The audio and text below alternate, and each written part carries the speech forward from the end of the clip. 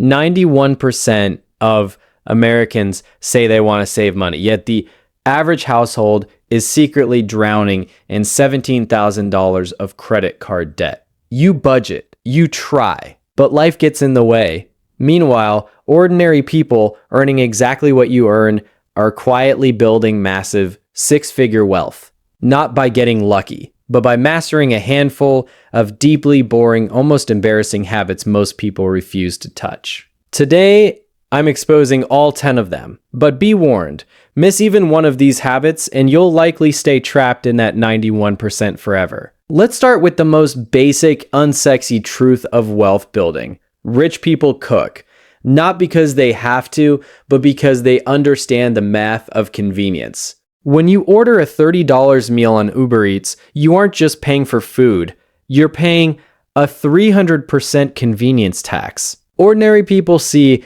a $30 meal. Wealthy people see $30 of capital that could be compounding in an index fund for the next 20 years. A $5 daily habit isn't a treat. It's a $1,800 annual subscription to staying broke. Wealthy people don't sweat $5, but they ruthlessly eliminate recurring daily expenses that provide zero long-term value. They plug the micro leaks so they can pour buckets of cash into real assets. $5 times 365 equals $1,825. Invested consistently, that's a fully funded emergency account in under 2 years. AB2, plugging the MySlack biz. Yes, we have to talk about the coffee. But forget the cliche advice. This isn't about depriving yourself of a $5 latte. It's about the psychology of the daily bleed. Every small recurring expense you don't actively choose is a passive drain. The wealthy audit their spending the way a business audits its costs. Nothing slips through unchecked.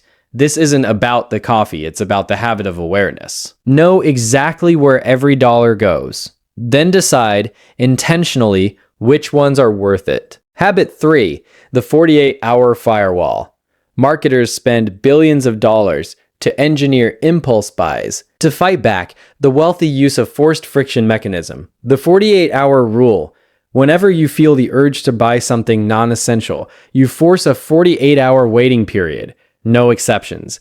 This breaks the dopamine loop. 90% of the time, that intense desire to buy completely evaporates after 2 days, saving you thousands of dollars a year in buyer's remorse.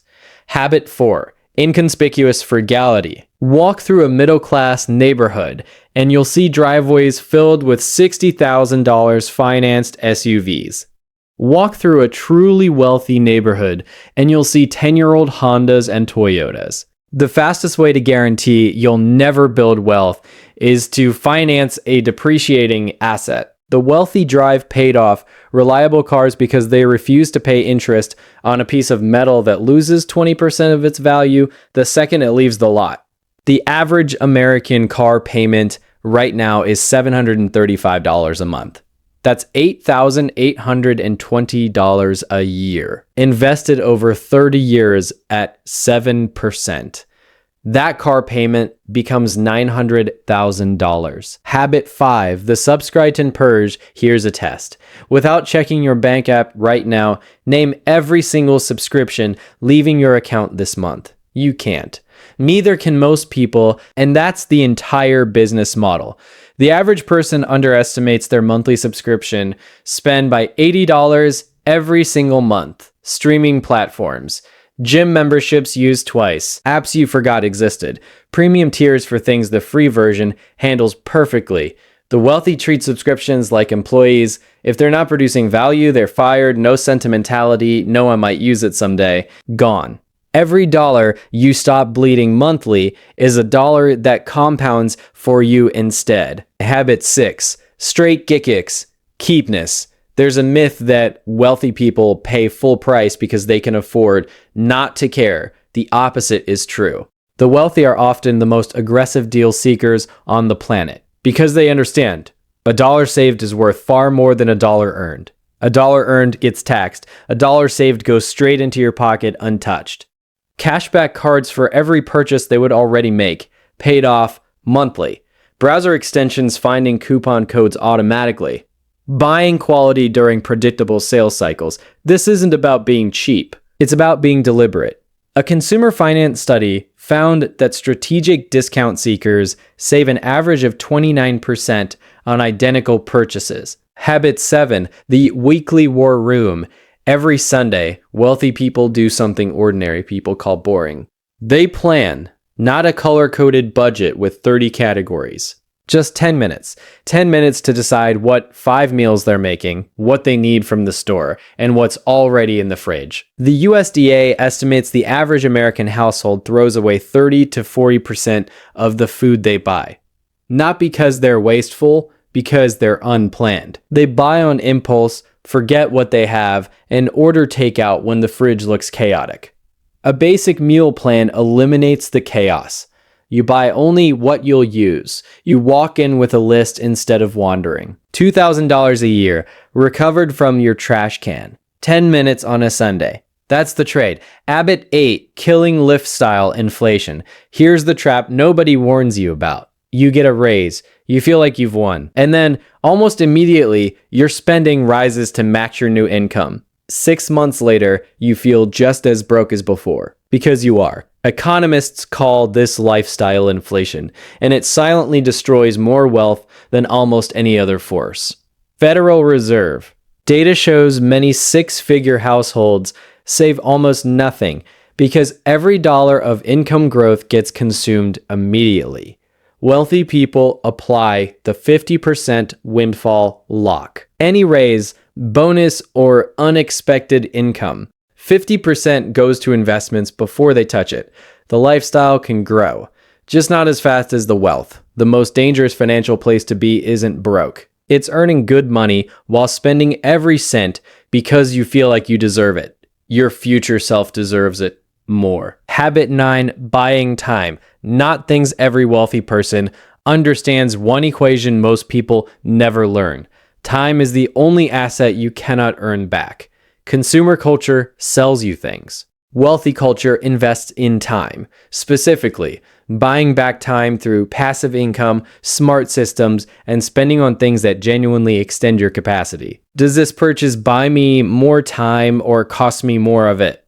A $200 investment in a skill book can return thousands. A $300 impulse buy returns nothing. Start asking, is this thing buying me freedom or selling me the illusion of it? The final habit is the one that turns every previous habit into something extraordinary. Every dollar saved by cooking, automating, canceling subscriptions, driving a sensible car, that dollar has to go somewhere. Wealthy people invest consistently, same amount every month, without exception. They don't wait for the right time. They don't try to pick winning stocks. They don't panic when markets crash. A Fidelity study analyzed their best performing accounts. The common thread? Owners who had either forgotten about the account or died. Inaction is a strategy. Boredom is an edge. $400 invested every month from age 35 to 65 at 7% average return.